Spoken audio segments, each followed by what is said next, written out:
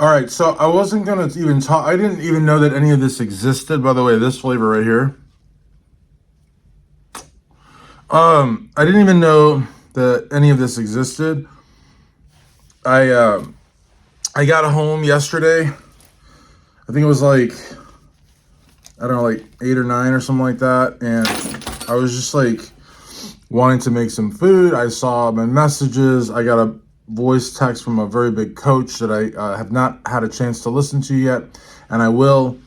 Um, but I got a message from Matt over at Muscle Discord, and so basically, I was like, okay, well this must be something important, because we're all members of the media. If I get a message from him or EP09 or Bodybuilding News Network or one of the really, really big channels like Desktop Bodybuilding, I'm going to be like, oh my gosh, what could Xavier Wills from Hobart, Tasmania want? I have to see. And now Nick Miller, Nick Strength and Power, has had me blocked now for about 4 years.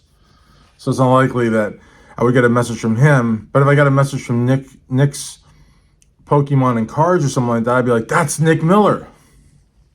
In any event, I opened it and he said something to the effect of, you're a big Martin hype man. You should get Martin to apologize or something like that.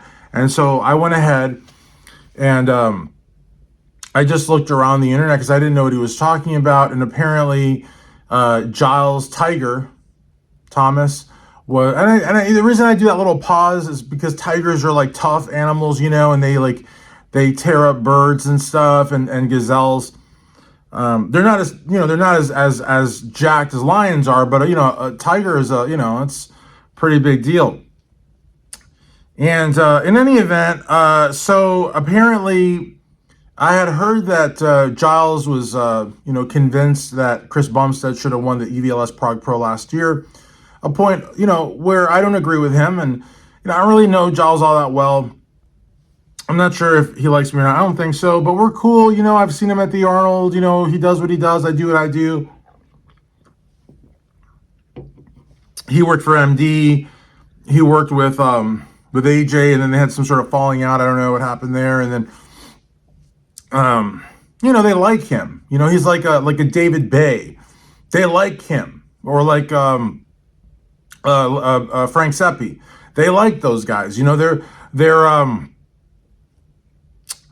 They're likable by the people that matter, and they do a good job, and they can talk to you about the various heads of a muscle, the real technical stuff that I don't do. You know what I mean? That's not really my style. In any event, I don't have headlights or anything. I just shaved my head a little bit ago, and anyways, I just I think it was last night or the night before, but my head's a little itchy. I just want to just put that out there. I don't have headlights. You need to have hair to have headlights, I'm pretty sure.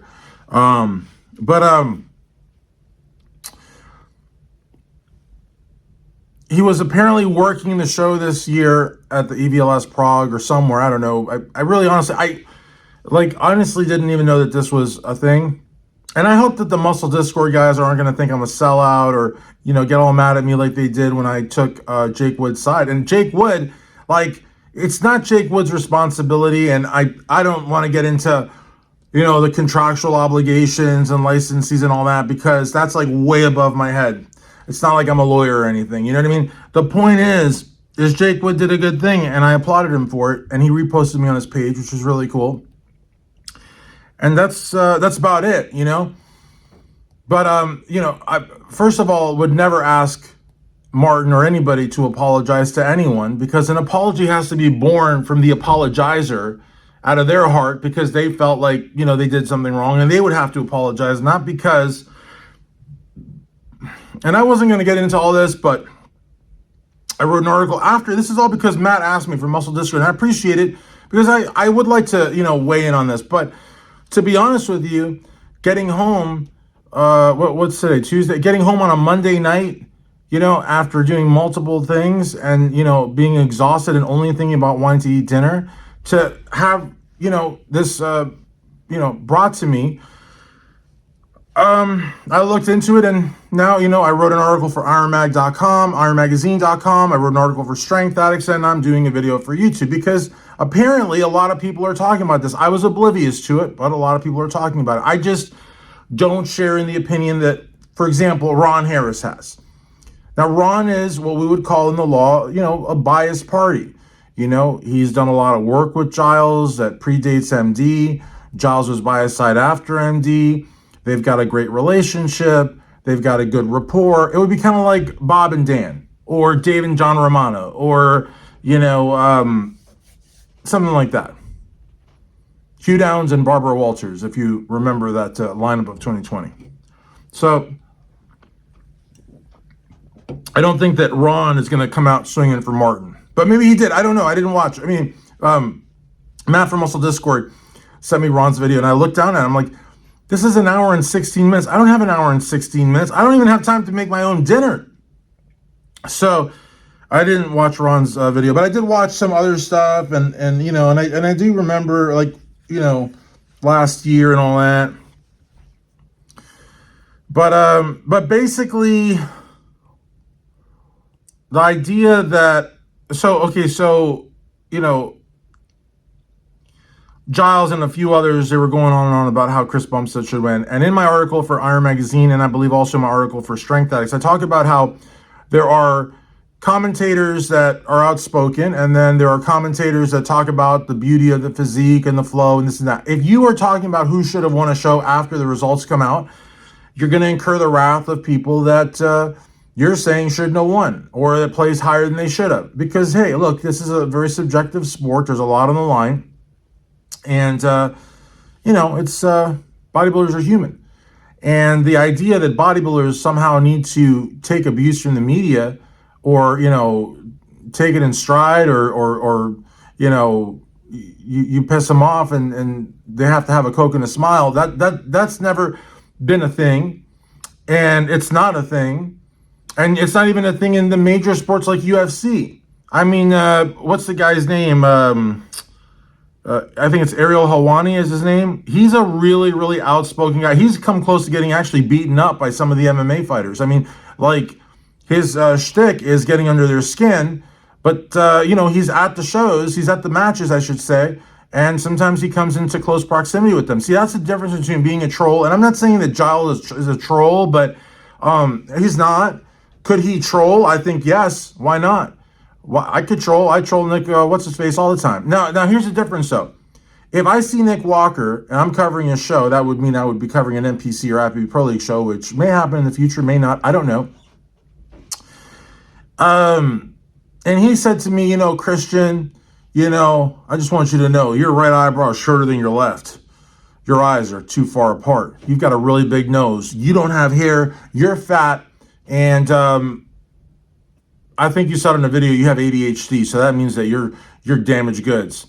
If he said all those things to me, I can't then go and contact people that don't like Nick Walker and say, listen, look what he did to me. Here I am. I'm a reporter. I'm trying to grow the sport. Now, granted, Giles didn't call Martin an asshole. He didn't say that he's bald. He didn't say, hateful things. He just said that the show that he worked his ass off for against the GOAT of classic physique, a bodybuilder who, as Bob Ciccarello pointed out some years ago, had more followers, him alone, than the whole bodybuilding stage collectively for that Olympia or Arnold Classic. And so by Giles saying that, oh, you shouldn't have won, that's not cool, because that's a milestone achievement, I would think, in Martin's career. He retired, what's-his-face. And the thing is, he won everything in classic physique. He beat Breon a bunch of times. He beat everybody. Breon, phenomenal bodybuilder. He beat everybody. Then he, wants to come into the kitchen, puts his hand near the stove, and he gets burned. And who burned it? Martin Fitzwater burned it. And when did, what's-his-face compete again after that? Do I have hair in my ears or wax? Never. He never competed again. From the ass beating that Martin gave him. Ass beating. Ass pounding sounds more kind of YMCA, But the thing is, listen, to be real here, because I take this stuff very seriously. Is that sarcasm? Am I being real? I mean, I'll leave that up for you to decide. But at the end of the day, if you're going to go on and on and on and on and on about what a wonderful bodybuilder, what a gifted, aesthetic, symmetrical, chiseled, proportionate, round and full and hard bodybuilder, what's his face is, and how he should have won the show and not Martin. Martin didn't deserve it. Martin couldn't hold a candle or anything else to that man. That man is an aesthetic god. He's an anabolic warrior, and Martin's just Martin. You know what I mean? Now, and then you see Martin a year later, and Martin says, "Hey, I heard you've been talking some shit about me. Why don't you say it to my face?" Now, Giles could have given it right back at him, and he could have said, "I am in your face, man, but it's nothing personal. You look great. Hey, Samson, how's it going, brother? Fuck you, Giles. You don't matter. Oh, I don't matter? Well, I got a press pass." And then it could have been, fun. And they eventually, listen, if he was going to beat you up, he would have done it. You know what I mean? If Samson was going to pick you up and give you a massive wedgie and stuff you in a locker, he would have done it. They didn't do that. They just got in your face a little bit.